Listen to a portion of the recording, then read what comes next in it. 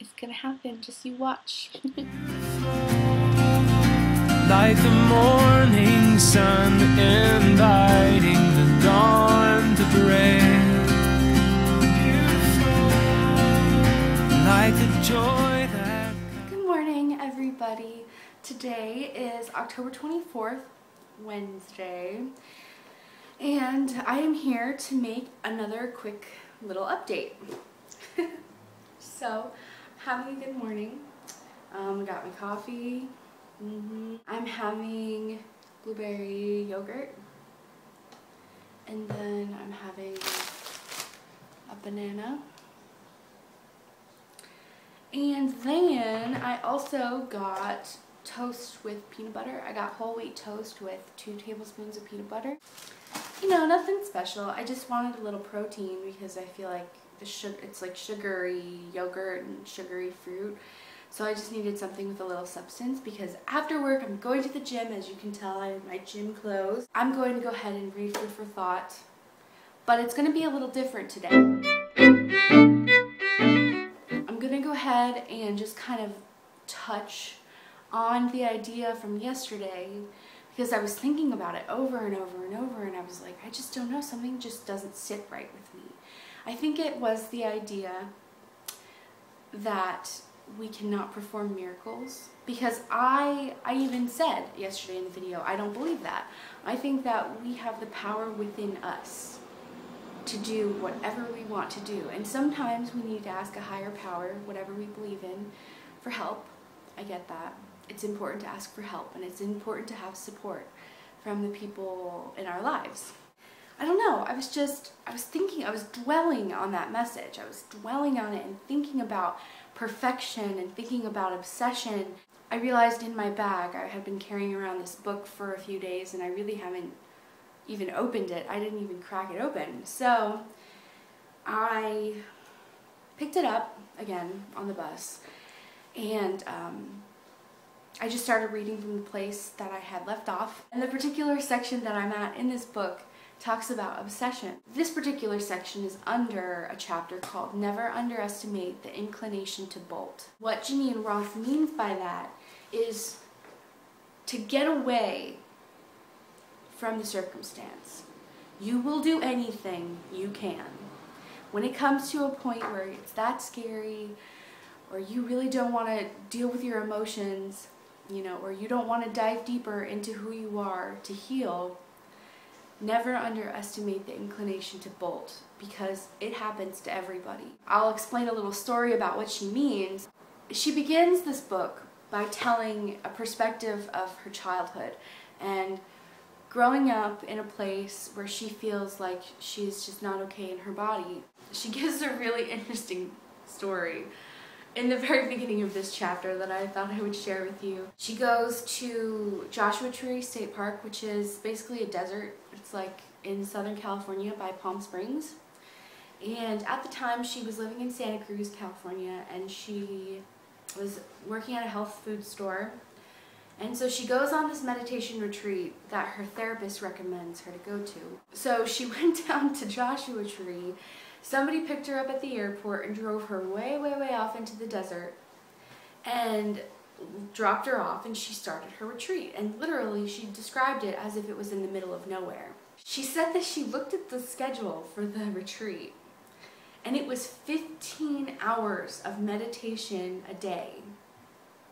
15 hours of meditation, either walking, making no eye contact, no speaking, for 15 hours a day.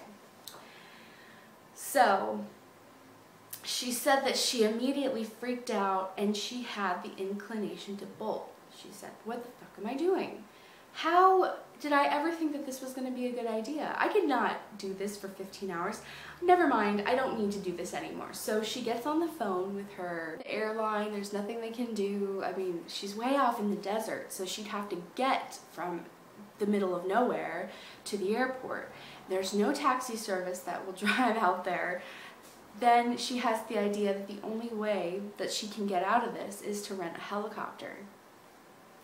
I mean, that's desperation, you know, that is crazy desperation. She mentioned that she was just wild that she was just so desperate to get out of there. So she called a helicopter rental company, and it was going to be like $4,000 to get a helicopter in there, and there was no helicopter landing pad. So unfortunately it didn't work out. She always tells that story at the beginning of a retreat because it just is so significant. Now, we might not rent a helicopter to get away from whatever it is we're dealing with, but we all have our inclinations to bolt in some way. I just want to refresh your memory. As compulsive overeaters, we can be tormented by the urge to finish everything right now, today. That was the way we used to eat, and it still may be the way we try to operate in other behaviors. It is possible to exchange our addiction to food for addiction to work or perfection. Addiction also is obsession. And so when I opened this book and turned to the page about obsession, it was really interesting. It was like a little light went off in my head and I was making the connection between the two. Obsession gives you something to do besides having your heart shattered by heart-shattering events, like watching your children get sick, like living while your spouse dies, like being with your parents as they get old. Obsession gives you a plane ticket out of that particular kind of heartbreak. It gives you a helicopter ride out of the desert. It creates a parallel world, a hologram of emotions, passions, breathtaking reversals. It gives you the illusion of feeling everything without having to be vulnerable to anything. In the drama of obsession, you are the star, the co-star, the director, the producer. There is a madness in obsession, yes, but its value is that it drowns out the madness of life. No bolting.